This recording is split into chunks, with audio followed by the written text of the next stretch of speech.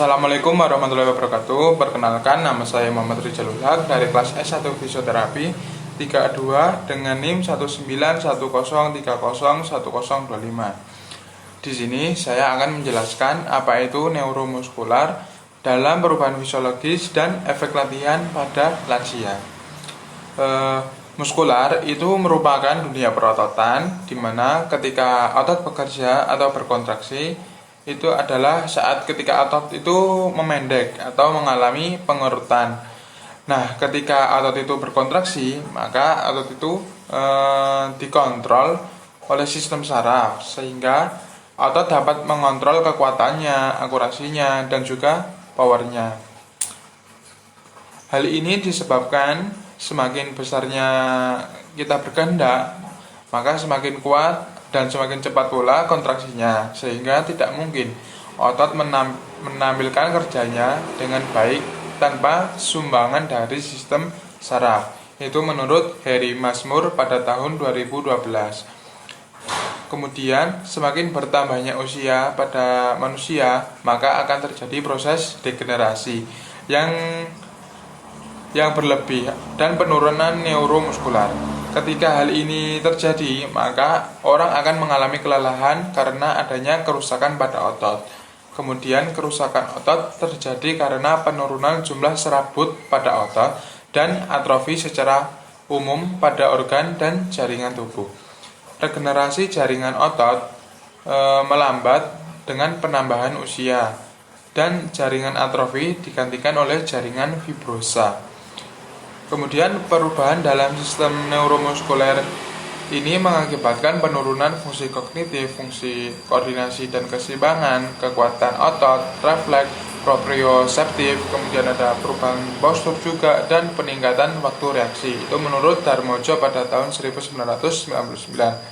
Kemudian keseimbangan dinamis ini adalah pemeliharaan pada tubuh melakukan gerakan atau saat berdiri pada landasan yang bergerak atau dynamic standing yang akan menempatkan ke dalam kondisi yang tidak stabil. Keseimbangan dipengaruhi oleh sistem informasi, sensoris, vestibular, somatosensoris, visual, kekuatan otot, respon otot postural yang sinergis, kemudian adaptif sistem likuk gerak sendi. Itu menurut Ikhwan pada tahun 2011. Kemudian untuk penyebab utama yang sering mengakibatkan seseorang lansia mudah jatuh adalah keseimbangan. Keseimbangan adalah motorik yang dihasilkan dari berbagai faktor, diantaranya input sensorik dan kekuatan otot. Itu menurut Darmojo pada tahun 2000. Menurut Ken pada 1994, jika keseimbangan lansia ini tidak dikontrol, maka akan dapat meningkatkan risiko jatuh. Kemudian Gunarto pada tahun 2005 menyatakan bahwa 31% sampai 48% lansia jatuh karena gangguan keseimbangan.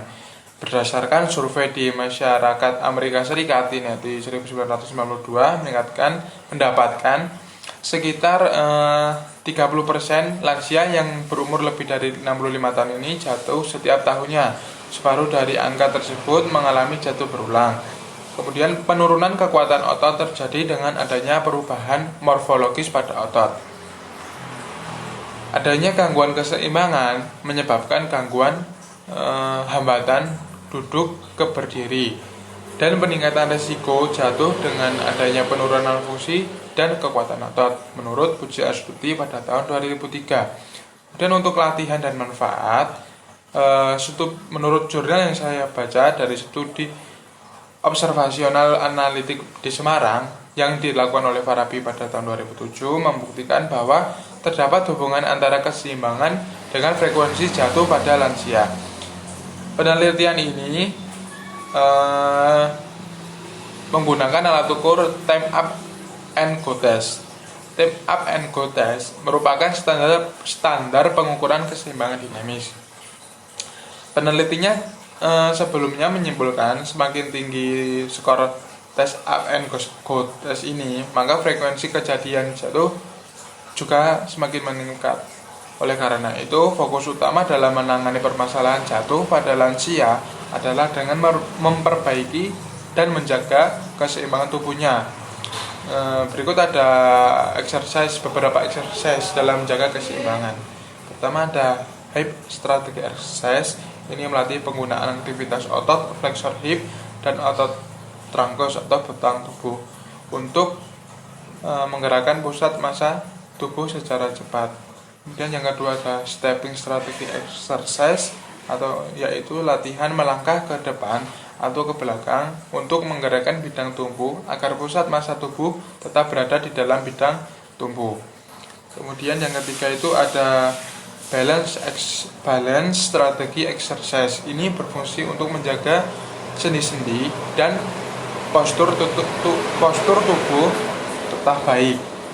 Gerakan ini berfungsi untuk meningkatkan kekuatan otot pada anggota gerak tubuh bagian bawah serta memantapkan kontrol postural yang pada akhirnya dapat meningkatkan keseimbangan postural pada lansia. Nah, mungkin itu saja yang dapat saya sampaikan dalam video kali ini. Kurang lebihnya saya mohon maaf. Wassalamualaikum warahmatullahi wabarakatuh.